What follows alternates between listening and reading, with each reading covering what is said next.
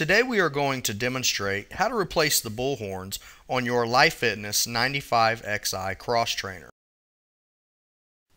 Tools needed for this video will be a T45 and a Phillips screwdriver.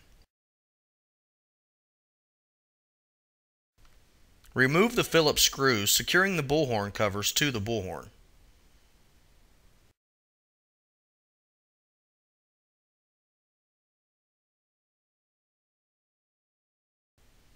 Remove the two Torx bolts securing the bullhorn to the dead shaft. Install the bullhorns and bullhorn covers in reverse order.